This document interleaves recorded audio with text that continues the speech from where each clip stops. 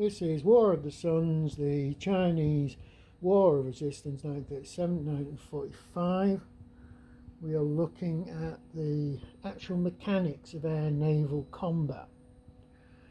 Now, one thing about this game is, well, it's got loads of different mechanics in the game that are going on, but things tend to be similar, you know. Like, for example, if you were constructing things or damaging things, I'm going a bit off topic here, but I'm just trying to explain a point. It's all done in the same way. You know, no matter whether you're extending a river route, a railway, a road, destroying a port, damaging an airbase, it's all consistent, which is good. And the other thing is that the air and naval pretty much dovetail together in the way they work mechanically. So I'm going to sort of read a bit from the rule book, so it's going to be a tad dry, this, I'm afraid. Right, so a combat involving air units and or fleets is resolved in a following step-by-step sequence. You only perform the steps in the sequence which are applicable to the mix of units that are involved in any particular combat. Right? Each air unit or fleet can only fire once in each step. When the units are allowed to target enemy units during a step, all attacks must be declared before the first is resolved. Several units can target the same enemy unit, but a unit targeting an enemy unit which is destroyed before it in turn attacks cannot change its target. So you could potentially lose an attack then. A unit could end up trying to attack a unit that's already been destroyed. If you're in air-to-air combat, you've got the concept of disengagement. So any air unit may attempt to disengage from air combat at any time if it has a higher speed than all the enemy air units targeting it. Now, this is quite unique. I've never seen anything like this mechanic. This little number down here at the bottom right, that is your speed. Okay. The disengaging air unit rolls on a 1d6 on a result lower than or equal to the speed difference between the disengaging air unit and the fastest enemy unit targeting. The disengagement is successful. Enemy air units cannot fire at the disengaging unit, which then must return to base, or as in this system, a base. You don't have to fly back to the base you flew from. Okay.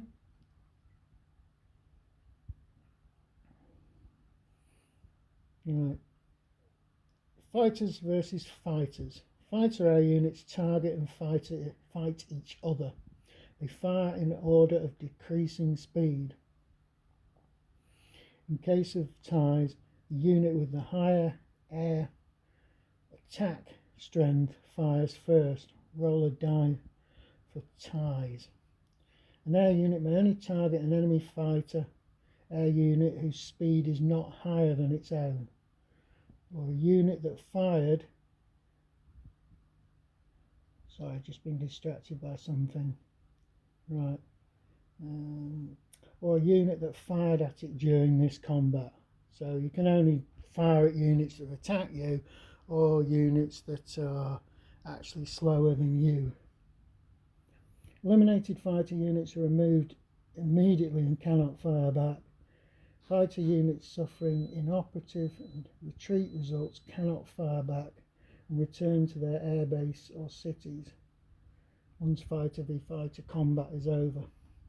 Fighter air units on bombing missions are considered as bombers and do not participate in the fighter versus fighter step unless they abort their bombing mission. In this case, they engage in air combat with their normal air combat strength, attack strength. Right. Fighters v non-fighters. Surviving fighter air units from the previous step now target any enemy non-fighter air unit whose speed is not higher than their own. Fighters on bomber missions are considered non-fighter units. Right, the fighter air units on one side are all lined up against the non-fighter air units on the other side and conduct air combat as in previous step. Transport air units have no combat strength and are automatically eliminated if targeted. All surviving fighter air units, except those on bombing missions, are returned to their bases at the end of this step. Right, so going on to another bit, we've got bombers versus fleet. Surviving bomber air units on sea interdiction missions can target enemy fleets. Bomber air units targeting a naval base may also engage enemy fleets in the base at this point. The fleet is considered to have a speed of 0 and can only fire a bomber air units targeting it.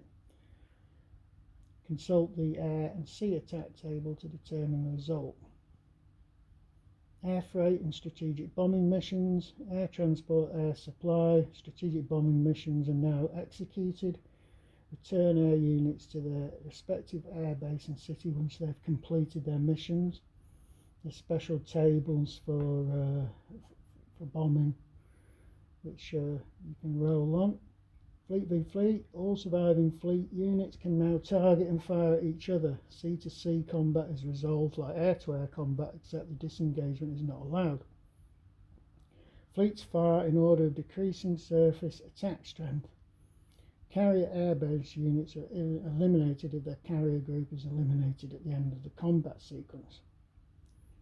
Bombardment missions. All surviving fleets on bombardment missions may now execute them.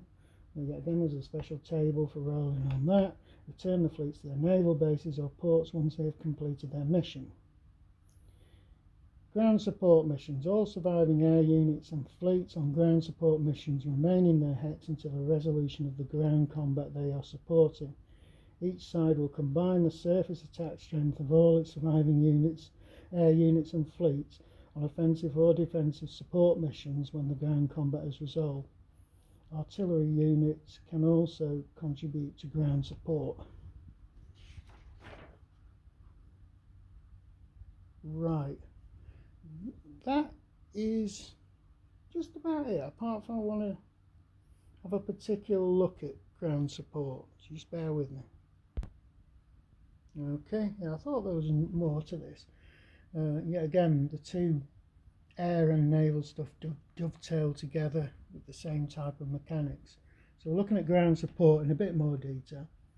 After any potential air and sea combat has been resolved, which we've just stepped you through, you compare the total surface attack strength of all the remaining air and fleet units that both sides have in the ground support. Subtract the smaller total from the larger total to get the net ground support value. For every 5 full points of this value, do not apply the rounding rule. The side with the higher surface attack strength gets to add +1 DRM to its roll on the ground combat results table.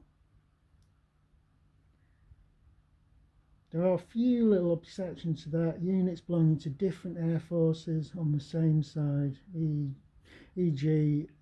Japanese Army Air Force and Naval Air Force cannot participate in the same ground support missions. Oddly enough, this restriction does not apply to any other type of air missions which they can do together. A fleet on a ground support mission is considered to be in any coastal hex containing enemy units involved in the ground combat. Enemy air units on interdiction missions may attack the fleet in this hex. Right, river naval ground support. Japanese 3rd, 4th and 5th fleets can also perform ground support against enemy units in a hex bordering a river route, provided there is an uninterrupted river route between their deployment hex and the enemy unit.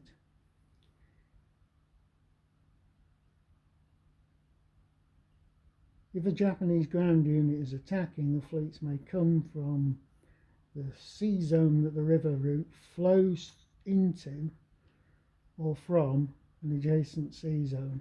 If they are defending, the fleet must be located in the sea zone the river route flows into.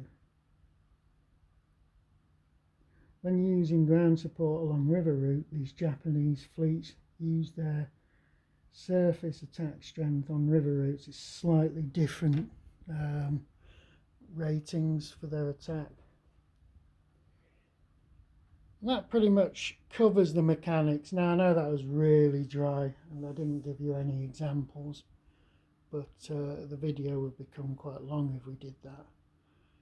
As we're going along and playing this, I'll start showing you some of this in action.